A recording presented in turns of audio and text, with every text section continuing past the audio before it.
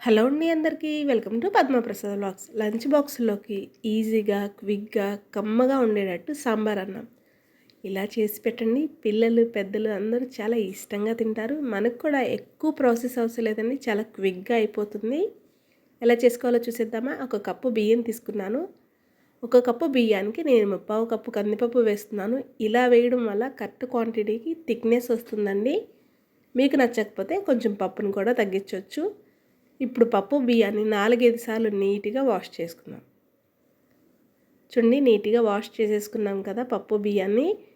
ఇప్పుడు మనం 1.5 కప్పు దాకా క్వాంటిటీ రైస్ కానీ పప్పు కానీ వేసాము. 3 కప్పులు నీళ్లు పోస్తే కరెక్ట్గా ఉడుకుతుందండి. అదే నీళ్ళు ఎక్కువ అయ్యాయా కుక్కర్ అంతా పొంగిపోతుంది, తక్కువ అయితే సరిగ్గా ఉడకదు. కరెక్ట్ కొలతతో పోస్తే చక్కగా ఉడుకుతుంది. పప్పు విజిల్ వచ్చే లోపల ఈ లోపల మనం వెడల్పాటి కడాయి పెట్టుకొని కొంచెం ఆయిల్ వేసుకొని 3 పచ్చిమిర్చి ముక్కల కింద కట్ చేసి వేసుకుంటున్నాను.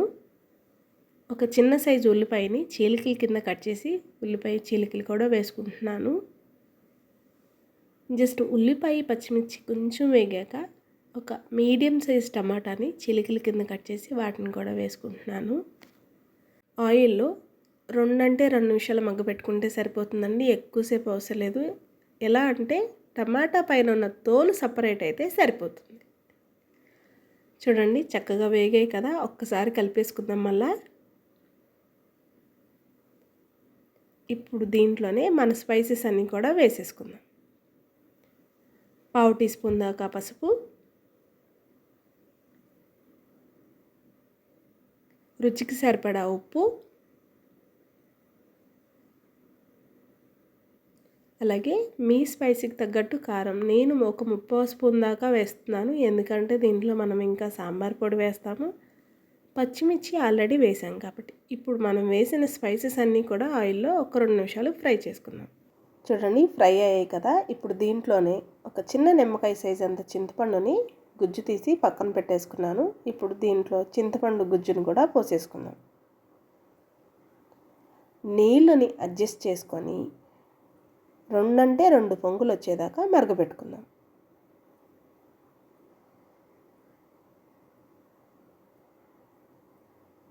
చూడండి, ఈ లోపల మనం విజిల్ వచ్చేసింది. అన్నం పప్పు మెత్తగా ఉడికిపోయింది. నేను మీకు చూపిస్తున్నాను చూడండి. మనం పోసిన వాటర్కి కరెక్ట్ క్వాంటిటీకి చక్కగా ఉడికింది కదా. ఇప్పుడు ఈ రైస్ని కూడా మనం ఆల్రెడీ పులుసు మరగపెట్టుకుంటున్నాం కదా, ఆ పులుసులో వేసేసుకుంటే అంతే అండి, సాంబార్ అన్నం రెడీ అయిపోయింది. చూస్తూ చూడండి, చిటిక్కున చక్కగా రైస్ మొత్తం వేసేసి మొత్తాన్ని కూడా గడ్డలు లేకుండా ఇలా కలుపుకుందాం. నేను మీకు ఇక్కడ ఒక చిన్న చిట్కా కూడా చెప్తానండి. నేను ఎక్కడో చూశాను, నేను మీతో అది షేర్ చేసుకుంటాను. ఇలా రైస్ వేసి కలుపుతున్నప్పుడు ఎక్కడైనా మీకు గడ్డల్లాగా రైస్ ముద్దల్లాగా అనిపిస్తే విస్కర్ ఉంటుంది కదా, మనం ఎగ్ బీట్ చేసేవి, జస్ట్ ఇలా విస్కర్ పెట్టి ఇలా తిప్పుతూ ఉంటే ఎక్కడైనా గడ్డల్లాగా అనిపిస్తే చక్కగా మొత్తం అంతా కూడా మ్యాష్ అయిపోయి గుజ్జులాగా అయిపోతుంది. దీన్ని ఇప్పుడు మనం ఒక 10 నిమిషాలు లో టు మీడియం ఫ్లేమ్లో పెట్టి కుక్ చేసుకుందాం. మీరు ఇక్కడ ఉప్పు కారాలు పులుపుల్ని అడ్జస్ట్ చేసుకోవడానికి ఒక్కసారి టేస్ట్ చూస్తే సరిపోతుంది. చూడండి, చక్కగా కుక్ అయింది కదా. ఇప్పుడు మనం తాలింపుకి కడాయి పెట్టుకొని ఒక స్పూన్ ఆయిల్, ఒక స్పూన్ నెయ్యి కూడా వేసుకుంటున్నాను అండి. నెయ్యి తాలింపు కమ్మగా ఉంటుంది. నెయ్యి నూనె కూడా వేడెక్కాక ఇప్పుడు దాంట్లోనే ఒక స్పూన్ దాకా ఆవాలు, ఒక స్పూన్ జీలకర్ర, 7-8 వెల్లుల్లి కచ్చాపచ్చా దంచిని వేసుకుంటున్నాను. చాలా బాగుంటుంది వెల్లుల్లి ఫ్లేవర్. 3 ఎండుమిర్చి కాడలతో సహా వేసేసుకుంటున్నాను. 3 రెబ్బల కరివేపాకు ఫ్రెష్గా ఇప్పుడే తెంచుకొచ్చా అండి. చక్కగా తాలింపు కొంచెం వేగింది కదా, ఒక స్పూన్ దాకా సాంబార్ పొడి వేస్తున్నాను, మంచి టేస్ట్ ఉంటుంది. ఒక 1/2 టీ స్పూన్ ఇంగువ. తాలింపుని 2 నిమిషాలు ఎండుమిర్చి కాడలు కొంచెం రంగు మారి గుమాయించే వాసన వచ్చేదాకా తాలింపుని వేయించుకుందాం. చూడండి, చక్కగా తాలింపు వేగింది కదా. ఒక గుప్పెడు కొత్తిమీర జల్లేసుకుంటే అంతే అండి, తాలింపు రెడీ అయిపోయింది. ఇప్పుడు ఈ తాలింపుని తీసుకెళ్ళి సాంబార్ అన్నంలో వేసేసి మీకు నచ్చితే చిన్న బెల్లం ముక్క వేసుకోండి. నేను వేస్తున్నాను.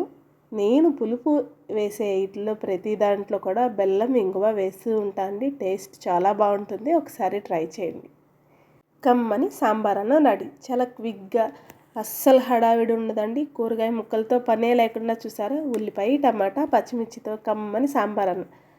ఇలాంటి సాంబార్ అన్నం మనకి పెద్ద తిరుపతిలో చక్కగా భోజనం పెడుతూ ఉంటారు. ఎంత కమ్మగా ఉంటుందో. మనం కంపార్ట్మెంట్స్లో ఎప్పుడైనా వెయిట్ చేస్తున్నప్పుడు ఇలాంటి రైస్ పెడతారు.